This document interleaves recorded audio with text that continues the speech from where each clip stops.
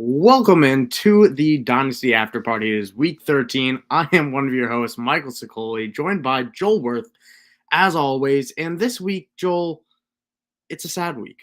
It's a sad week for multiple reasons, one of which week 13 has been unforgiving. We have had too many injuries to our Dynasty stars today, from Kenny Pickett to uh, Well, I can't even finish. stars, Kenny Pickett, No, I was different kind of buckets there. one out.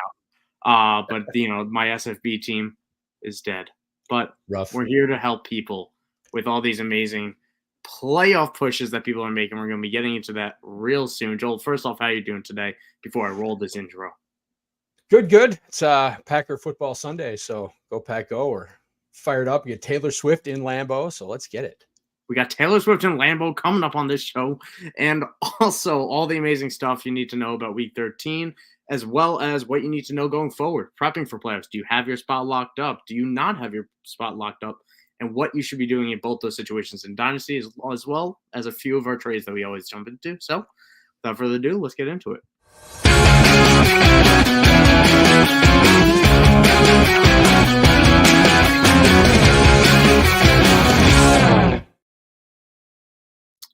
We are a couple of goofballs over here. Again, my name is Michael Sicoli, joined by Joel Wirth at the Joel Wirth. How are you doing today? I know I already asked you that, but we have an interesting show lineup today.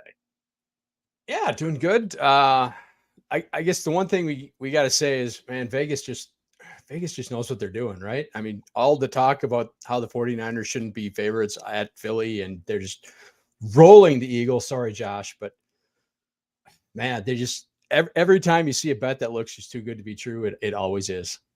It's funny because early in the week I had the 49ers and I slowly started to tilt a little bit more each day until I finally picked the Eagles. And now obviously this is not gone to plan. I still think the Eagles are the team to beat in the NFC. I will maintain that. I think that this is a momentum building loss type of situation that will be very fun to watch in the playoffs.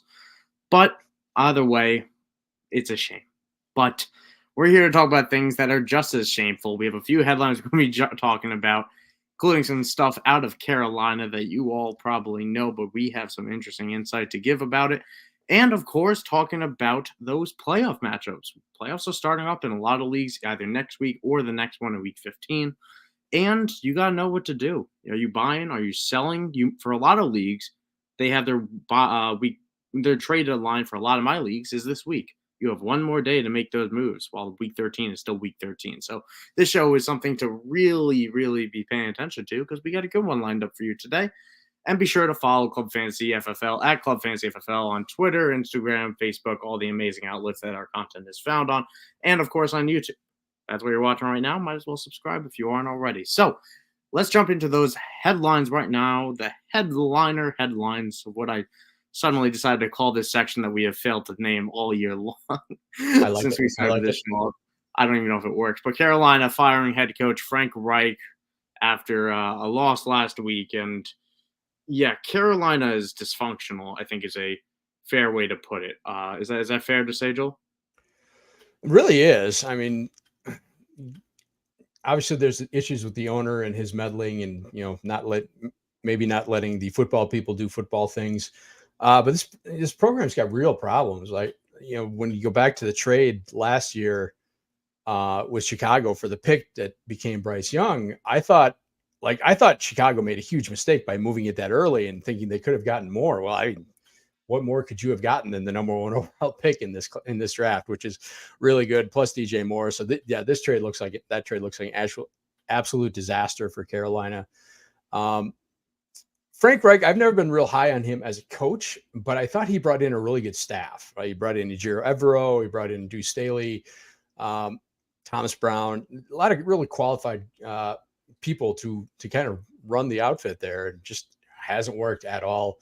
The offense is a disaster. The offensive line is terrible. They have no weapons. Miles Sanders is a mess. Not necessarily his fault, but he hasn't stayed healthy. The team is just bad.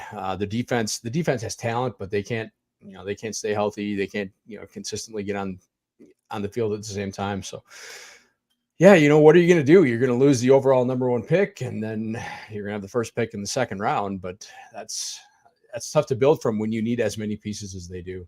And the big thing that was associated with this Frank Reich, not only the firing but also the hiring, was the Bryce Young situation. And we have to talk about that here, of not only the struggles that he's had this year, but more so what this means for him going forward, of the entire debate of, did Frank Reich want CJ Stroud and end up having to settle for Bryce Young, and ownership kind of forced that, and what does that mean for his future in general? Do you have any thoughts about how the firing impacts Bryce Young? So, yeah, we're never really going to know probably who made that decision. But if you go back to like when they had that workout with CJ Stroud, and they were hugging him, and it looked like he was the pick. And then as we got closer to draft day, the pick became Bryce Young. So it was justifiable pick. I mean, if you go back to the talent evaluators, a lot of them, when Chicago had the pick, they were saying people said they should have traded Justin Fields and kept Bryce Young. I don't think Bryce Young is a lost cause by any means, but he's, there's almost no way he turns out better than CJ Stroud. There's probably almost no way he turns out better than Anthony Richardson. His ceiling looks pretty capped. He doesn't look, like a real high end. He could be a good player. I don't think he's ever going to be a great player. So, but we won't ever know until they get him an offensive line. That offensive line is just so bad. He just never has time. It has no weapons to work with. Jonathan Mingo was a bad pick. It's probably going to be a while until we can fully evaluate him. And that's kind of the interesting question. I'm of the same mindset that I worry about the ceiling a little bit, but I still am not. Like you said, I'm not calling it on Bryce Young, and I've still bought him in a few of my rebuilding type of formats, including our own dynasty that we share. Because what I like about Bryce Young is I believe that he is, and there goes my bet. I just lost a lot of money. Wow. The debtors are going to take me for that one. First team probably scored 34 against the Browns. But that's Sicoli losing some thumbs this week. That's not the point here. Who needs that? The point is, Bryce Young, what I liked about him was the poise he shows in the pocket and what he does, and he did in Alabama, and I still see that in Carolina. It's just that he doesn't even have the 2.5 seconds to do that right now. So I really think that we're going to see better days ahead for Bryce Young. I certainly think, if anything, I hate saying that a coach being fired is good for a young quarterback, but if it ends up bringing someone in like Ben Johnson with Detroit that is very consistently rumored to be there, and somebody that is being brought in with the condition of, you're working with Bryce Young, you're going to make Bryce Young work here, I have some hope that'll, we'll see a fix like we've seen with some other young quarterbacks when they get a good young head coach paired with them. That's still my hope with him. Yeah, I think it's probably pretty obvious that they're going to go after an offensive-minded head coach. Will it be like, if you're Ben Johnson and you have your pick of basically openings, you don't want to go to where Carolina. you want to go? Why do you want to go to Carolina and have to deal with a bad GM and a meddling owner? So unless you get some assurances that that there's a different GM and the owner is going to be hands off, like, he had an opportunity to take that job last year and just didn't even want to interview for it. So I'm not going to assume by any means that he's going to have that job. Yeah. I kind of don't think I don't think he wants that job, right? He's going to have his pick. He's already turned it down. Yeah. Like you said. Yeah. So I don't think it'll be him. It will be an offensive minded coach, but who's that going to be? Eric on a little side note now, I'm curious, where do you think Ben Johnson ends up then? Which could be a dynasty show that we do in a couple of weeks, maybe doing coaching predictions. Because a couple of weeks we're going to have some close clarity of as that Black Monday appears on our schedule. Atlanta? What? Atlanta? See, I don't think Arthur Smith gets the axe. I think really? He hangs around one more year. I'm not saying he should. Well, I mean, they might win the division by default, and that's what I'm saying. Yeah, the Panthers were mathematically in it until today. I know. It's crazy. Wild. Yeah. Oh, Carolina. Oh, what a fun situation in the NFC South every single year, and the Falcons still almost lost to Tim Boyle. than Trevor Siemian. But the NFL is weird this year. It really is. But that's for another Almost lost show. to a Tim Boyle, Trevor Siemian tag team. Oh my God, that's the stack we all need. But some other sad news of all the injuries that happened today. A lot of brutal ones in week 13, but Tank Dell breaking his leg, suffering a broken fibula. That's got to be up there among all of them. And of all of them as well, we're still waiting to hear news about how serious some of them are. Are people going to be out long-term, short-term, just for today? Who knows? But Tank Dell is one that we know is going to be a very long-term absence and a long road to recovery. So this is somebody that people were trading. The last 2 weeks, I've seen so many Tank Dell trades of people willing to drink the Kool-Aid and say, I want this. I want the CJ Stroud partnership, and he is him. And then he suffers a broken fibula, and Nico Collins goes off for 170. So what does this do for Tank Dell's dynasty value? He's going to be back here. We know he is, but yeah, he'll be fine. I mean, this is basically the same thing that happened to Tony Pollard, right? Almost kind of the same injury. And he's been good for Tony. That was not good. He's been okay. Like his problems aren't injury related. They're just usage and him just not efficiency for that role related. Yeah. So yeah, I don't think this affects Tank Dell. I mean, it's not like a torn ACL or anything. He was blocking. It's not like, it was a non-contact injury or something like that. So I think he'll be fine. It's just, if you traded him for a stretch run, that's a killer. I guess the other question then for now, as we're heading into those dynasty playoffs, the regular season, is coming to an end here for fantasy football. Is CJ Stroud still an auto start without Tank Dell? Yeah. I mean, he was fine. Yeah. He lit up Nico Collins today, and they've still got Robert Woods. Brown. No Brown. Dalton Schultz will be back. So yeah, they've still got weapons. So yeah, I'm not worried about CJ Stroud at all. He'll be fine. I mean, if anything, they had too many mouths to feed. So yeah, this should consolidate things a little bit. Have we ever said that in Houston? I don't know, like since Andre Johnson. Since Andre Johnson, at least, and then, even then, like he was a one-man show. So yeah, I don't know that we've seen too many mouths to feed in that offense. Yeah, even when it was Deshaun and D-Hop, it was maybe a little bit of Will Fuller on those few occasions that he was healthy enough to play. Over 3 years. Yeah, exactly. So yeah, this is pretty unprecedented for them. Yeah, it's a good problem to have, and I think it's a perfect segue into our dynasty talks here about prepping for your playoff matchups. We're going to start off talking about the teams that, if you're on the inside looking, you're on the inside right now. You got your spot, most likely at least. And those teams still need to be making moves. So, Joel, let's talk about someone like Noah Brown. I know you have a lot of pointers that you want to get into with that, but I want to just off the topic of Houston, would you say Noah Brown is a good buy for contenders right now? He's still dirt cheap. Yeah, I mean, he was a hot waiver wire pickup a couple of weeks ago, kind of been hurt since then, but I think he played today, so didn't do a whole lot. But which is what you would expect. He's back on the field, and like I say, now there's open targets there. So yeah, I mean, it's a good offense, so he's going to get some opportunities. Yeah. All right, there we go. And I know you got a lot of good talking points I want to talk about, and that you want to talk about in regard to bye weeks and everything, especially because with the extra week of football, it does change some things in some formats and all that. So I'll let you kick us off here. So the first thing you want to talk about is I think most people overestimate their likelihood of winning in the playoffs, right? It's really hard. Just from a straight percentage matchup basis. If you think you're more than a 60-40 favorite, you're probably wrong because you're probably not. The only way you're more than like a 60-40 favorite is if the other team's just hammered with injuries or something like that. Because you're not talking about the teams, you're not playing the teams that are tanking, that are playing for next year, whatever you want to call it. You're playing teams that were good enough to get in the playoffs.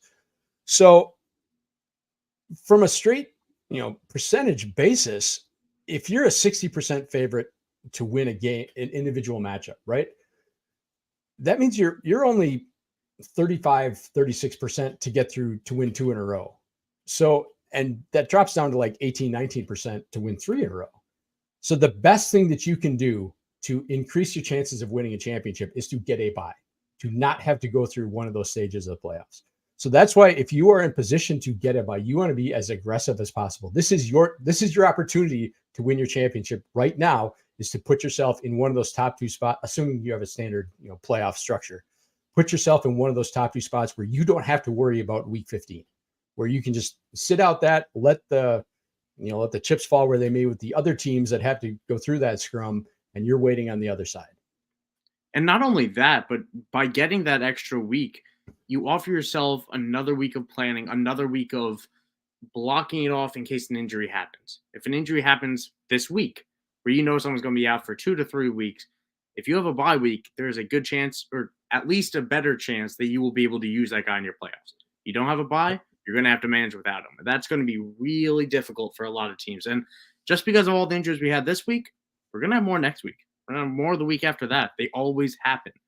And, there's a value to doing that. Now, I think another thing that's important to note is even if you're in, you could keep picking players up that have 1 week value if there is.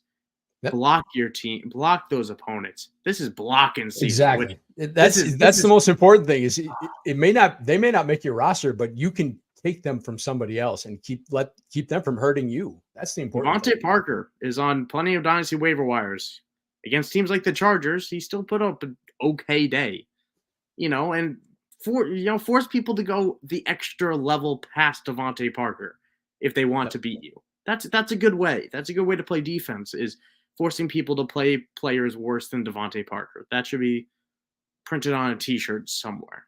But yeah, now is the time to be churning the bottom of your roster, right? I mean, get rid of those guys who've been sitting with Tank Bigsby's and Zach Evans and those kind of guys. Maybe they don't have a chance. They're not playing. Those guys are not playing anymore.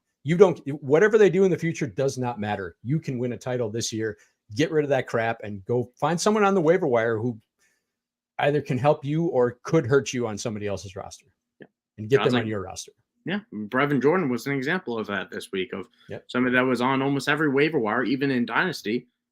He put up a tight end 1 week, or I'm sure it's going to end up being a tight end 1 week without the tight end position is. So that's how it goes sometimes, is just finding guys in good situations that are even on your wire, even in the deepest of formats. Now, I know you want to bring up the trading windows, and I know that's a big thing with every single format. A lot of my leagues are having their deadline this week. Others are having it next week. Others don't have it at all. And I know we've talked about the what's the word? The optics, the resolution, the pros and cons, if you will, of having trade deadlines in dynasty leagues. And I know I'm pretty sure you're pretty anti trade deadlines, but regardless, let's say trades are still open right now. What do you want to see contenders do? So just real quick, there's 2 reasons to not have trade deadlines. One is it disincentivizes activity from the bottom of the league, right? The teams that are checked out playing for next year have nothing to do right now if you have a trade deadline. And that's always a bad thing. The other is you take away contenders' options right now, right? If you have an injury and you would need to replace them, if you have a significant injury, if you were just traded for Tank Dell because you had a spot you needed to fill, now what are you going to do? How are you going to replace that? If you have assets, you should be able to use those assets to go help yourself win a championship. Okay, that said, who are you looking for if you can still trade? I want high upside guys. I want guys who can win me weeks. You talked about Noah Brown. Noah Brown's fine because you're not going to have to pay much to get him.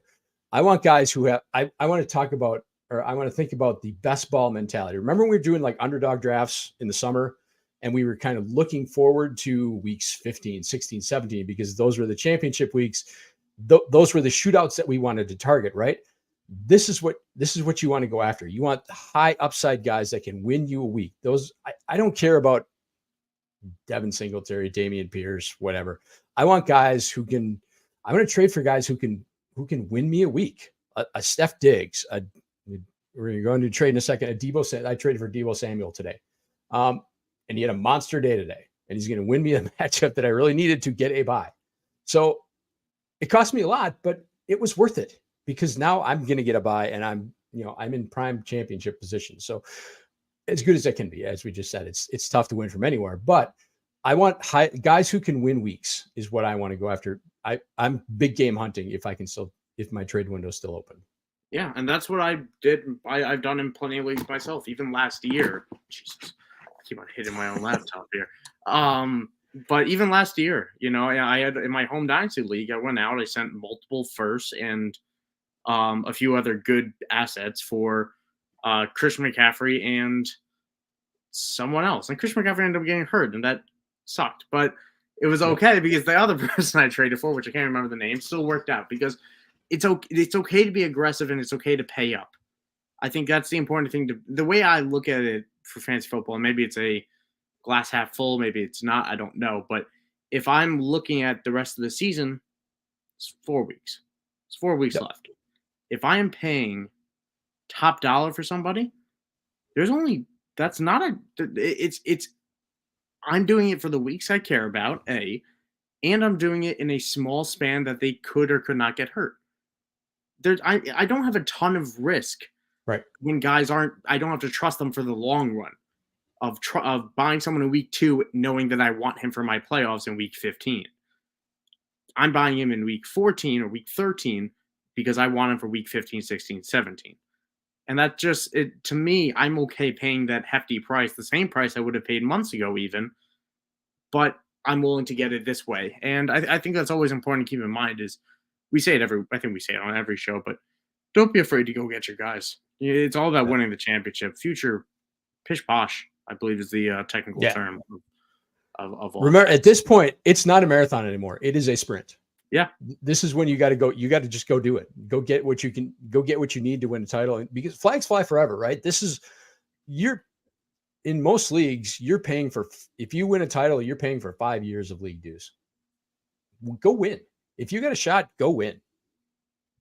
I do love the way we think of it because you're absolutely right. That's how I think of it as well. We're playing for 5 more years of league dues, but the chance that we're going so in this year that we won't win again until 4 or 5 years, and then maybe we'll have 1 year of profit. That's fine. But if I win this year, I paid for those 3 years. Yeah. And it's also not about it's also not about profit. It's all about no, it's not. It's 90% pride, and that's what we care about. But I it's interesting because I think the same. But the pride comes from winning, right? Nobody cares who finished second. Oh yeah. Nobody. And I don't know who finishes second. No one cares. And as for fighting to get in playoffs, I know there's a lot of moves that you can make to do just that and obviously get in. And we've talked about it in past shows of players to target, players not to target, and things like that.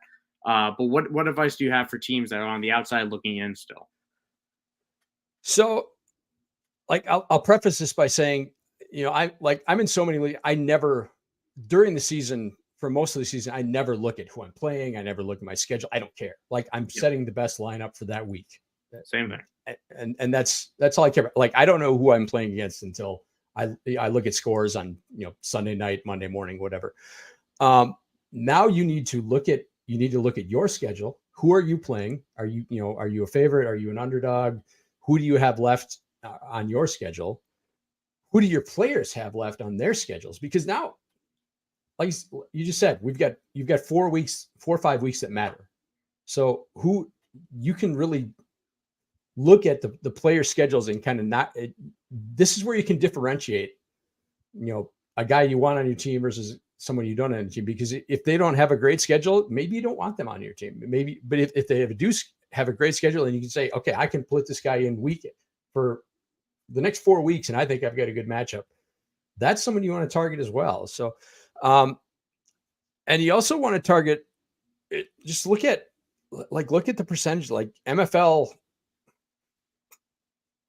their projections are kind of nonsense, but you can get a ballpark estimate. They're going to tell you who's favored, who's not.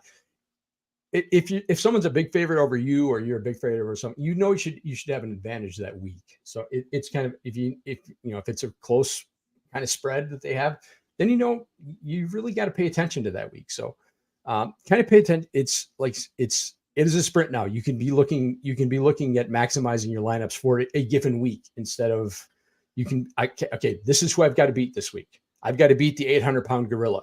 So I'm going to put the highest upside guys in my lineup I can. Who would you be putting in to beat an 800-pound gorilla? So again, we talked about like the best ball mentality, and that's the guys who I want. I want the high upside guys, the Deebo Samuels, George Kittles, like guys who could go for 0, but could have 30-point weeks. Gabe Davis, right? Could be a 0, could be a 30.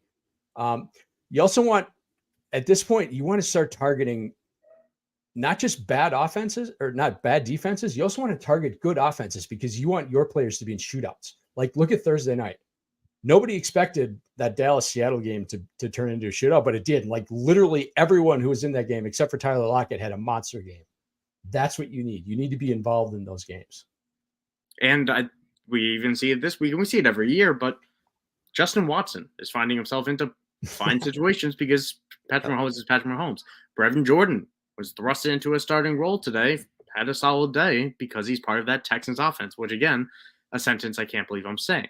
But there's plenty of examples. Last year, like when he had Jared like McKinnon 9 touchdowns in 5 weeks or whatever it was, took him off from Travis Kelce, and that was a tragedy, but it happened. He was what, the RB2 over the last 6 weeks of the year? It was ridiculous. Guys like Donta Foreman, exactly. It's weird situations like that. And the other thing to think about is, yes, now it's a sprint, but we also had a marathon of data that we can look back on. We finally have, this isn't week 4 where we're like, okay, well, that Miami dropping 70 points, that swayed Denver quite a bit there. We have 13 weeks or 12 games, 13 weeks of football to look at these matchups and say, okay, this team is struggling against this one. And then also, if you go to sites like teamranking.com or just follow certain, good sites like Fantasy FFL or good accounts like ours, you'll notice different types of groups giving you defensive ratings and yards allowed and all the points allowed, all that good stuff you're looking for over the last 3 weeks. And that is something I really want to push on people, and something I've gotten a little bit more into is checking those splits in recent weeks, because defenses are not, it's not linear. Nobody's linear. Right. Denver being the most popular example of, yes, they're actually not bad in terms of looking at their matchup for quarterback and wide receiver points, but that evened out over the last 2 months because they were actually really good about it since the Miami game. And when we have other offenses or defenses like the Colts, the secondary was abysmal to start the year, and now it's gotten a lot better, and it's okay. It's not great. Yep. Still a fine matchup, but it's okay. And it's not what it was. So I think it's always important to check your matchups, not just based off that green or red marker, but also what they've done for you recently, because some matchups can still be good ones to target.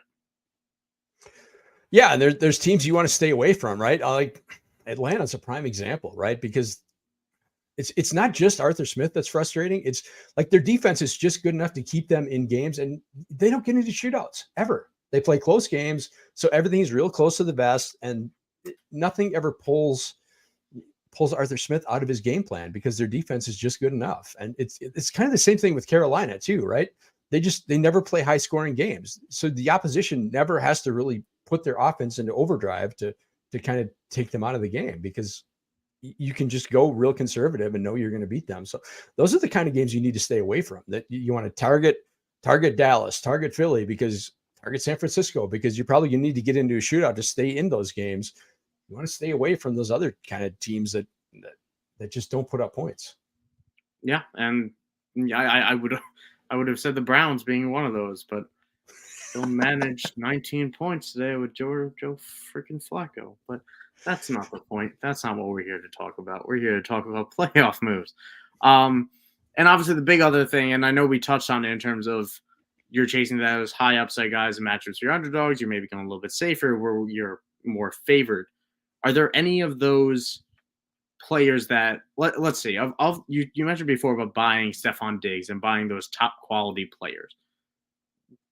Who's someone that's a little bit more middle of the road player that you are not looking at any middle of the road players, or are there any safer options that you're still looking to buy? Not really, because I'm just, like I said, I'm looking for high upside guys. That's all I really care about. I want guys who can win me weeks. So yeah, like the guys like Zay Flowers. Here's an example. Like Zay Flowers is the guy I don't want, because he's getting great targets, and that's in the long run, that's a good thing. but he's not doing much with him. So I want the upside. There's just no upside with Zay Flowers, right? The offense doesn't run through him. I know he had 2 touchdowns the other night against the Chargers, but you don't get to play the Chargers every week. So yeah, that's a guy. Like for Dynasty, yeah, I love him. For the playoffs this year, I don't want him at all because he's a question as to whether you want him. I don't want any questions in my lineup. I want guys that I can put in and know that I've got a good chance to hit 20, 25 points with those guys. And the bigger thing with that, and why I'm full agreement with you about avoiding, anyone that we consider slightly middle of the road for this year at least, is because a lot of those guys like Zay Flowers, like JSN, even if you want to consider him a middle of the road player at this point, where he's starting to trend up a little bit, but not the ceiling, they're still costing you an arm and a leg. Right. Because you're still paying for that future value when you should really only care about right now. So guys like Mike Evans. Zay Flowers and JSN, those are guys you should be using as a contender to go get the high upside guy, the Keenan Allens, the Deebo Samuels. I was about to say, would you trade Zay Flowers for Mike Evans right now if you were a true contender? You're right there. It's tough because as a 30-year-old, we have no idea what the future's like. But this is a top 10 wide receiver for sure. I'd want a little bit of a kicker, but yeah, because the dynasty value is so different. But if I'm going for a title, I'd much rather have Mike Evans right now. He's killing it. Yeah, and that's the situation, because I think a lot of people with Zay Flowers right now on contending rosters will not even consider that. Will not even think about it, because I say, okay, he's going to be fine now. And, I'm okay with fine because eventually he could be great because he's so young. But you're right there. If you are right there and you can make that move, and if you get that kicker back, like Joel said, to factor in some of that risk you're taking on a 30-year-old for a 22-year-old player, even better for it. But I'm not usually one to where to feel like I need like a third to make a deal happen or something like that. But that's a case where, if I can get a high third to kick in with the better player, I'll do that. Sure. Yeah. And that on the other side of the ball here, or not the other side of the ball, but the other side of the other side of the trade line is to look for who you're trading with. Obviously, we talk about this all the time, but there are teams that are out of the playoffs and selling, and then there are teams that are just on the fringe, and they're trying to decide whether they are fringe teams or contenders or sellers. And you can also push them over that line. Believe it or not, you can make that decision for them with a good offer. Exactly. I have been trying, Joel, nonstop to trade Mike Evans and some of the other old veterans that are great, and nobody wants them. And I'm tempted, if I somehow pull out this week, Joel, I might just go win this whole thing. Sure. It's at that point. If you can go out there and force someone to make that decision for you, if you want to buy that piece. But if no one does, and you're in that middle of the road, you could also try to win yourself. It's important to recognize both your situation and the rest of your leagues, because that impacts the trade value of everyone involved. Yeah, well, when we hit the offseason, we'll do a show about how to make trades happen. But yes. The way I approach things is like in the first half of the fantasy season, I'm trading for players, right? I'm trading, buy low, sell high, build. I want to get players that I think I can get at value, or move players that I think are overvalued. It's a player centric thing. Now I'm trading with teams. I'm specifically looking at teams that are outside. If I'm a contender, I'm looking at teams that are outside the playoffs, or right on, like you said, right on the fringe of the playoffs, and I can kind of push them in one direction or the other with a trade-off. If there's a team that's kind of right on the fringe and I don't want to see them in the playoffs because maybe they're getting a Justin Jefferson back or something like that, but they're kind of iffy, maybe you kind of overwhelm them with a pick package that could get some of the players off their team and kind of push them in the direction that you want them to go. And go even further. Let's say you have their first. Let's say you have their second. You want to increase your own value? You could keep on taking from them and decrease that value, and as long as you're not giving that pick back. Or, like right there, you could also entice someone with their own pick back. People will pay bushels to get their picks back. Speaking from experience here, as Joel knows. But I've had to pay quite a lot to get my picks back sometimes. And that's the cost of doing business. And if you've been holding that over someone's head for the entire season, like I have in some formats, it could be time to call the chip. Could be time to cash in on that chip. You know, you could hold it off. You could keep on doing that. But that value of those picks are, I was thinking about it as you were talking, and I don't think I'll say it's as high as it will ever be, because I think February is probably when the rookie picks will be as high as they ever will be. But it's up there, right? We are heat of college football. Everyone's yelling about who's winning the Heisman, all these great quarterbacks, all these great receivers, Marvin Harrison Jr., oh my. You know, people want those guys right now more than ever.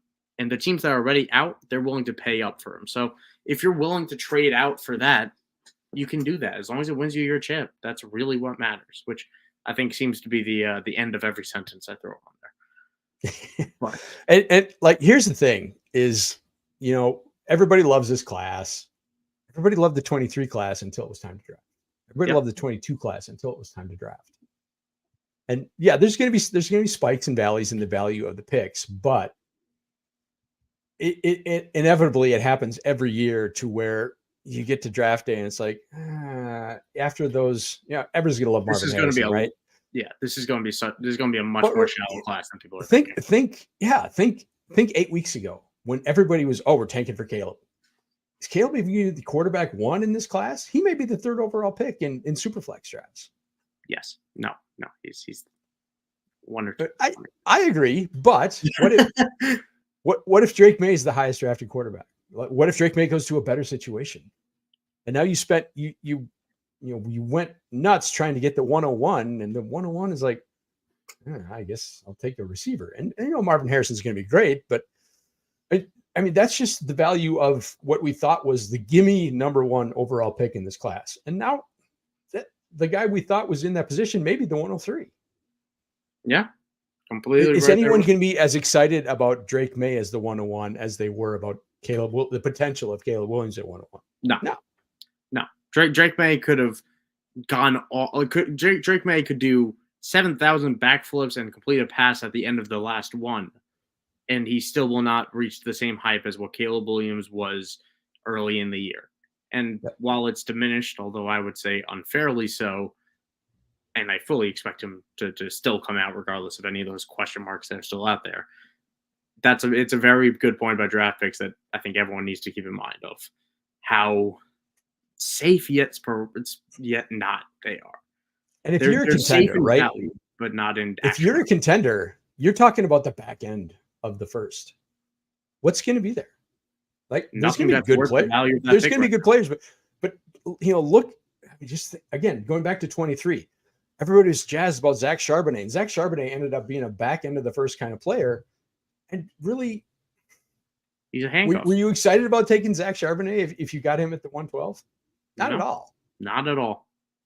I was very upset about doing it because it was a trust the talent type of situation, but you're not getting anything out of it. And he still may pay off, right? He still may be good, but it's like there was no excitement. It's like nobody who traded away the 112 and didn't get Zach Charbonnet was super bummed about it. It's like, oh crap, I can't believe I traded that pick away. Oh no. And anybody that traded the 109, the 110, the 111, they traded those away in February or March. They were jumping for joy on draft day because they got good value relative to what it ended up being. And it feels like every year we go through that same cycle of, with the exception of maybe 2020 with that Justin Jefferson class where it seemed like everyone was a superstar one after another. And even then there were misses in it, but that's to me the lone outlier of my dynasty days. Everything else has been, exactly. That's a great point because you could have gotten CeeDee Lamb. You could have gotten Justin Jefferson in that class. You could have ended up with Henry Ruggs. How would that have turned out? In jail.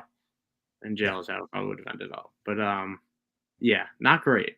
Not great at all. So even in loaded classes, there's landmine picks. So don't if you're a contender, don't overrate your picks. Yeah. Imagine this is the last bit we'll say on this. We want to get into some do better trades, but imagine being a contender in I think it was 2019 and holding on to your top pick instead of spending it on the asset that you could have used to help win, and then you end up spending that pick on N'Keal Harry at the 2 overall. Exactly. That happened. That for sure happened. Not to me, of course. It happens every year. Happens every year with people. It just happens. Sometimes Trey Lance, Mac Jones. There's Zach Wilson. There's all kinds of picks that just don't turn out. Yeah. Happens every single year. It's quite a shame. And then you could just get on. And those are high picks. Second. Yeah, and those are the high ones. There's even more misses as we go on. But let's get into some of our do better trade reviews. Joel Hours kindly blessed us with a whole bunch of here that are going to keep you entertained. Superflex here, a late first, Dallas Goedert, Cortland Sutton, Chargers defense for Brian Robinson, and Dallas defense. Now, I know you included that this was for from our good pal Ryan.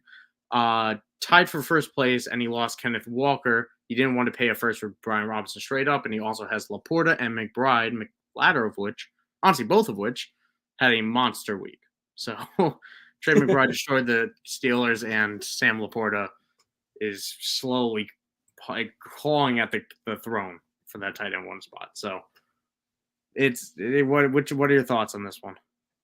So a couple things I just wanted to point out on this deal is, and I like Brian's thinking a lot in that, Brian Robinson was the guy who was available to him, and he needed a running back. Okay, so yeah, I agree with him. I don't want to give up a first straight up for Brian Robinson because he's not worth a first. But if that's what's available to you, then do what he did and get something of value along with it, even though that doesn't really have any dynasty value. Like a defense never has dynasty value. So get something, and the Dallas defense is a difference maker this year, right? It's a legit difference maker. So I like that idea. The other thing is, don't overvalue players who are no good to you, who have no value to you, right? Dallas Goedert is never going to see the field for Ryan's team where he's buried behind two better tight ends. Yeah. First of all, he's hurt, and we don't know when he's coming back. We presume it'll be next week, but we don't know. And even if he does, he has no value to Ryan's team. First week back. Right, yeah, exactly. But he has no value to Ryan's team because he's buried on his bench. So use that as leverage. Use that as a kicker to go get, not a kicker, but a trade kicker to go get a deal done. Yeah, I personally, it's tough because this is exactly what I'm talking about. We spent the last 40 minutes talking about. I don't love Brian Robinson long term. And obviously today he also got hurt, which is obviously something that could be an issue for Ryan. But regardless of that, I don't love him long term, but I can't deny what he's doing this year. We've had far too many weeks of seeing him be very relevant RB1 production for fantasy football. So I honestly, he's like the RB8. Yeah, it's I can't. He carried me to where I am right now in Scott Fishbowl and where I will end up being. It's tough to give up Cortland Sutton to me here because that's someone that has been on fire this season and continues to rack in touchdowns. And another player I don't love, but has kind of proved me wrong, at least from a fantasy angle. So I don't mind it. I don't love giving up the first and Sutton. Honestly, I feel like the first and Sutton would be enough for Brian Robinson. And maybe I haven't played. I don't have a dynasty with defenses in it, so that's also a little bit hard for me to judge because obviously Dallas should be a few tiers up of the Chargers, and you're not going to be streaming well in dynasty. So I imagine that's also a nice difference maker. But yeah, so that's my thoughts there. And we have a very interesting one that you put in. I'm glad you did because we got a 24-team trade here. I'm not sure what 2 copy means. But. So there's 2 copies of each player. So it's basically it's 2 12-team leagues basically. Gotcha. That makes more sense. So Superflex, 1.75 points for tight end premium, and starting 10, Jonathan Taylor for Will Levis and Luke Musgrave. Whoa. Quarterbacks, man. Yeah, I mean, this is. I don't like Will Levis at all, but he's a quarterback, and he's a starting quarterback, and he's going to be the starting quarterback next year, so he's going to have some value. This is basically like I've got 3 better quarterbacks in this league, so Will Levis is only going to be trade bait. It is a 1.75 tight end premium, so Musgrave has value, right? Next year. I mean, he's probably not coming back this year. At least in time for the fantasy season with the lacerated kidney. I don't expect him to be playing in a fantasy relevant time frame. Yeah. But he's going to hold a lot of value next year because he's shown the ability to be productive and he's started from day one. So he's going to have in a 1.75 tight end premium. That's a big deal. Taylor's going to be, Taylor's what, 25? He's going to turn 25 soon. 26. Yeah, 25. This is turning a running back, even though it's one of the better ones, into more dynasty friendly positions, or positions that I value more than running back. I get it. And every sentence you said made me a little bit softer than as against it as I was initially. I still think I want Taylor here. I still view it as the best player in the deal, and I don't know what to make of Luke Musgrave. There's flashes this year that were good, and that's what you want to see from a rookie tight end. My expectations are as low as they can get, and he exceeded them. But I didn't love either of these guys as prospects. Truthfully, I didn't know a ton about Luke Musgrave, but did not like Will Levis as a prospect. So I still have the utmost faith in Jonathan Taylor to be Jonathan Taylor, and with Anthony Richardson next year should be unbelievable, which we really didn't get to see enough of them this year for obvious reasons. So I'm going to hold on to the Taylor side, but I understand your thinking, because whenever you can get a young quarterback who will 100% be the starter next year, yeah, it's definitely tempting. And I get it. You're flipping a second contract running back. You're never going to get me to get too upset one way or another on there. Yeah, and this boils down to, this is the way that I prefer to play dynasties. I care about quarterbacks. I care about tight ends. I care about scarce positions. I don't care about running backs. Yeah, I get the chasing the 1.75 time premium. That is a significant thing to chase. If this is a non-tight end into the one, that's possible. If this is a non-tight end premium, this deal is a non-starter, right? It doesn't happen. Yeah. So, but the premium is a big deal here. Definitely a big part of it. 12 team, one quarterback, starting 8 from a non-contender. DeAndre Hopkins and Terry McLaurin. I should have moved Terry McLaurin. For Devonta Smith and Wan'Dale Robinson. That is a great deal for the non-contender to get the Devonta Smith side, in my opinion. Yeah. And I'm sure you agree with me on that one. Yeah. So again, this is format specific, right? In start 8, D-Hop, McLaurin, those are fringe starters. Devonta Smith, this is consolidating 2 fringe starters for one definite starter in a starting. And getting younger in both angles at the same time. So yeah, I love that. I mean, yeah, I'm right there with you. See, it's weird where you see Devonta Smith is the best player in this deal, and he's also the young player in this deal. So I'm all aboard on that one, especially for a non-contender. 12 team Superflex, starting 10 fringe playoff team. Would you trade Sam Howell for a 24 first? So yeah, I traded Sam Howell. This is a team that was on the fringe of the playoffs and is going to lose today, so is going to be out. So I'm glad I did it. But the real kicker here is that 24 first, as of right now, is the 103. Ooh. Well done. Well done. Yeah. How did you? Oh, that is some black magic right there. That is witchcraft. Well, pulling that. Yeah. So again, here, if you're not contender, if you can trade someone who you don't think is going to be super valuable and is not going to increase someone's playoff chances, again, like we're saying, go. If you're a contender, you should be hunting big game, right? Going for the big time stuff. I don't care about Sam Howell. Sam Howell's not a difference maker. He's a starting quarterback. He's not an elite quarterback. So if I can get a first for him, even as a fringe, this was a deciding trade, right? This was okay, I'm not a contender. I'm not going to make the playoffs. Even if I do, I don't really have a chance to win. So I'm going to go for next year, right? So I think the person who made the trade for Sam Howell thought that he would be a difference maker to kick them up to a playoff level. Hasn't worked out. And like I said, right now that pick looks really tasty.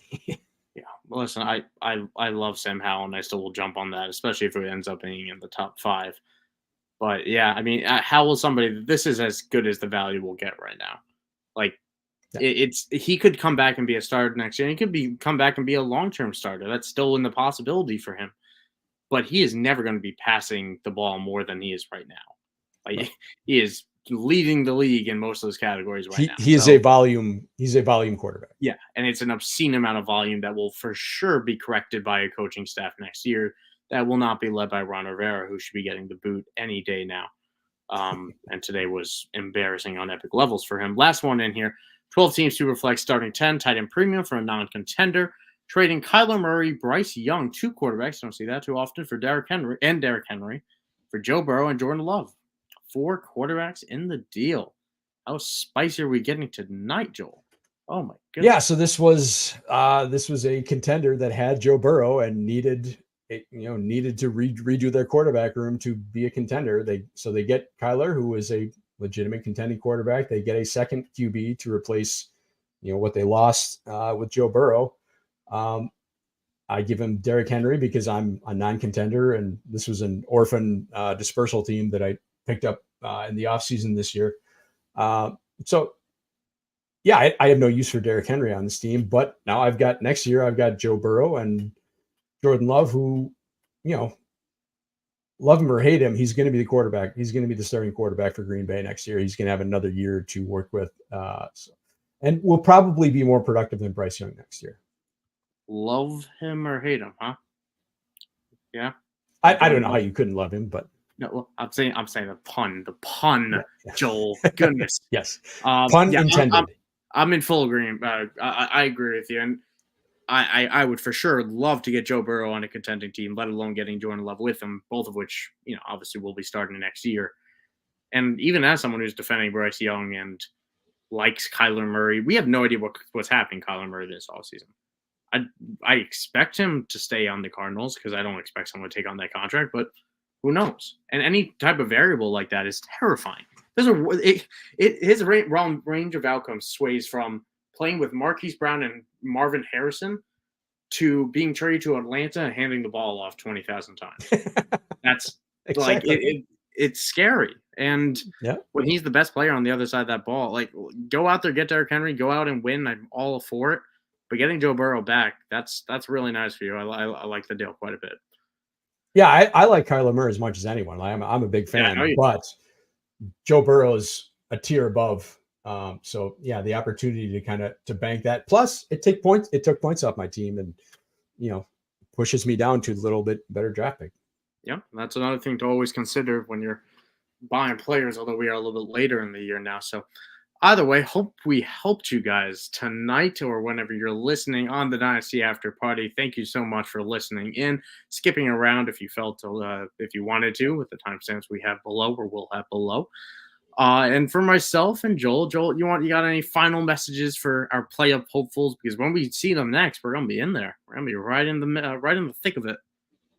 Yeah, good luck. Get to use the next 2 weeks or next week or so to get in the playoffs, and we're about to kick off at Lambeau, so go Pack Go. Yeah, let's go kick off at Lambeau. Thank you all for tuning in. Best of luck for your playoff pushes. Be sure to follow Club Fantasy FFL at Club Fantasy FFL, Twitter, Instagram, Facebook, YouTube, all of the good spots. You can follow Joel here at the Joel Wirth. You can follow myself at Michael__Sicoli.